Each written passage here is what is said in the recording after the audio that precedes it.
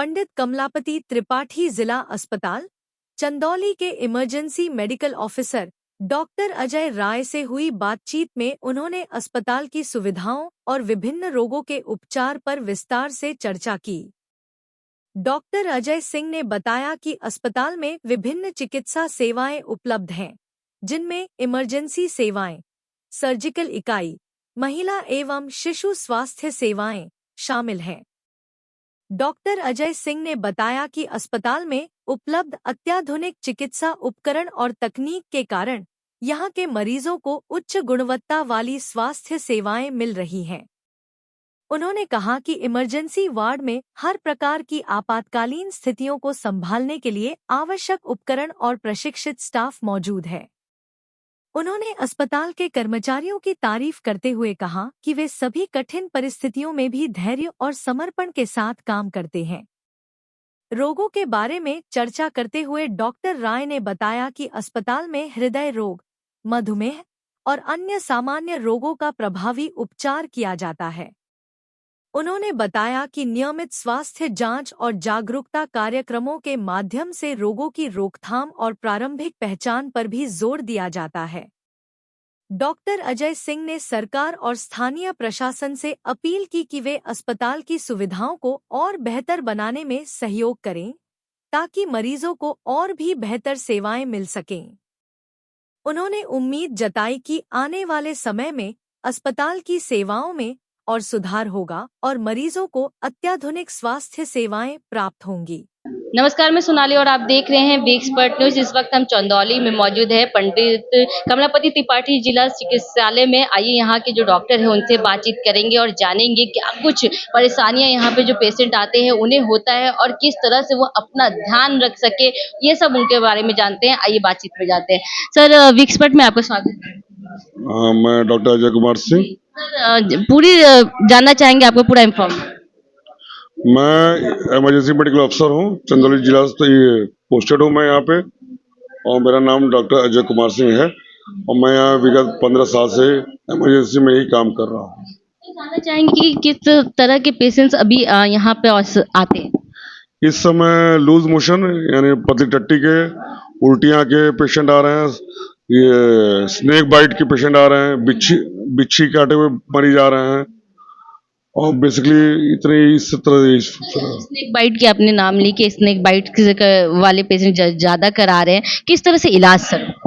हमारे पास इस समय जिला अस्पताल में एंटी स्नेक वेनम उपलब्ध है और जो हम हर जहरीले सांप के इलाज में हम इस्तेमाल कर सकते हैं, और यदि मरीज हमारे पास जितनी जल्दी आ सके, मरीज को 100% बचाया जा सकता है, तो हमारे पास काफी मात्रा में एंटी स्नेक वेनम उपलब्ध है। चंदौली अगर बात की जाए चंदौली की, तो ये थोड़ा गांव एरिया भी इसमें देखा जा रहा है। अधिकतर लोग जो यहाँ से वो शहर का रुख ले रहे हैं क्योंकि उन्हें उस तरह से जो सुविधाएं हैं हॉस्पिटल की वो नहीं मिल पा रही। उस पर क्या कुछ कहें?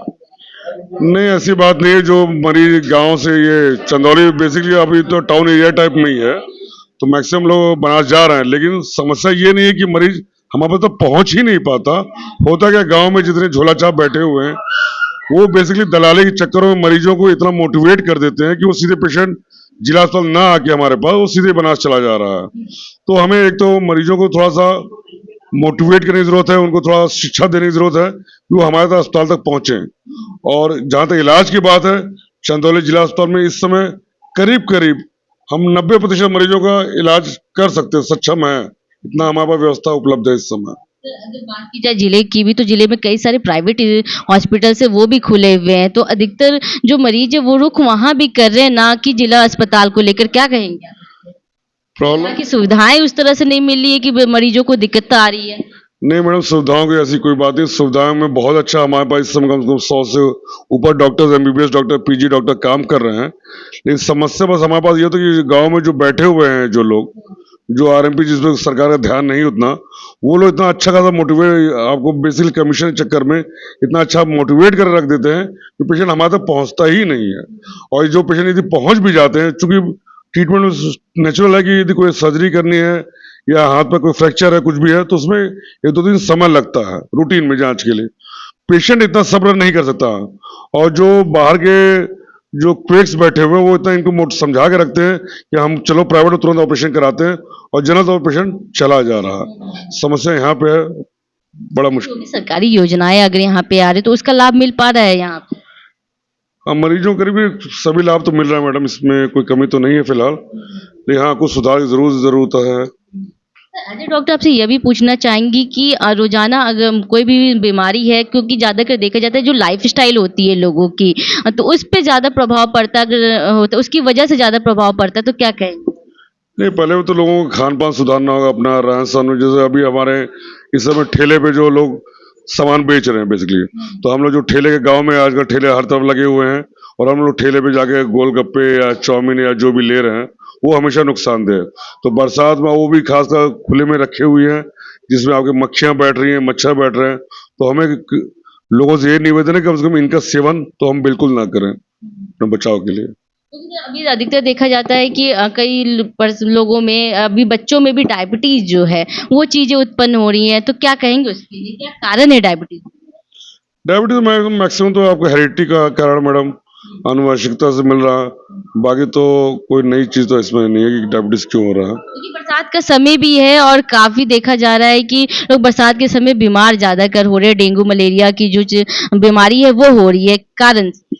कारण ये है कि जहाँ जो स्टिल वाटर पड़ा हुआ है तालाबों में, जहाँ नाले में है, नाली में है, जो पानी जहाँ जमा पड़ा हुआ, कूलरों में पड़ा हुआ है पानी, जिनको हम साफ सफाई नहीं करें तो हमें बेसिकली कहीं पानी जमा इकट्ठे ना होने दें। नालियां बह रही, खुले हुए भी नालियां हैं जिससे मच्छर अच्छे खासे पने पे पड़े हुए हैं, तो इसकी वजह से डेंगू मलेरिया बढ़ रहा। तो हमें ब्लीचिंग पाउडर का इस्तेमाल करना चाहिए, नालियां कहीं भरी नहीं होनी चाहिए, कुओं में छिड़काव होना चाहिए, करना चाहिए। ऐसा सुनने में भी आता है कि जिला चिकित्सालय जो होते हैं, वहाँ पे साफ सफाई की जो व्यवस्था है वो अच्छे से नहीं होती है, लोग इस वजह से जो प्राइवेट हॉस्पिटल है वहाँ का रुख करते, क्या कहेंगे? इसमें कुछ हद तक तो सत्यता कह ही सकते हैं मैडम, लेकिन ये है कि हमारे अस्पताल के अंदर सफाई में इस समय फिलहाल कमी नहीं। लेकिन चूंकि बाहर की समस्या ये है कि हमारे चूंकि मेडिकल कॉलेज बन रहा है, इसलिए बाहर थोड़ी सी गंदगी दिख रही है, क्योंकि रेगुलर काम हो रहा है, वर्क हो रहा है, कंस्ट्रक्शन चल रहा है, इसलिए थोड़ा बहुत तो मेंटेनेंस थोड़ा समस्या है बाहर। लेकिन पेशेंट्स के ऐसा यदि वार्ड की हम बात करें तो उसमें हमारी तरफ से कोई कमी नहीं है फिलहाल तो। हम भी आ रहे थे तो आते वक्त ही देखा कि वो जल जमाव की भी समस्या हॉस्पिटल के बाहर ही है, तो हॉस्पिटल के बाहर इसलिए जमल जमा, एक तो मैं बता रहा हूँ बिल्डिंगें बन रही है हमारे पास, अंडर कंस्ट्रक्शन सब बिल्डिंगें हैं, जिसकी वजह से ये समस्या उत्पन्न हो रही है फिलहाल। ये जब लास्ट आपसे ये रहेगा कि क्या कुछ संदेश देना चाहेंगे आप बीमारी से बच के? सबसे बड़ी पसंद है कि बाहर की चीजें हम ठेलों पर ना खाएं, खुली चीजें बिल्कुल ना खाएं, और यदि कोई समस्या हो सीधे जिला अस्पताल का रुख करें। कम से कम यदि हम अच्छी सुविधाएं ना दे पाए तो अच्छी राय तो हमेशा देंगे, तो हम कोशिश करेंगे कि सभी लोग हमारे यहाँ आए और सुविधाओं का लाभ लें। आप देख सकते हैं अभी हम बात कर रहे थे जिला चिकित्सालय के डॉक्टर हैं उनसे, साफ तौर पर उनका यही कहना था कि जो लाइफस्टाइल है उस पर वो कंट्रोल करके रखे और अपने आप पे लोग जरूर ध्यान दें। कैमरा पर्सन शिवम के साथ सोनाली पाटवा, वी एक्सपर्ट न्यूज।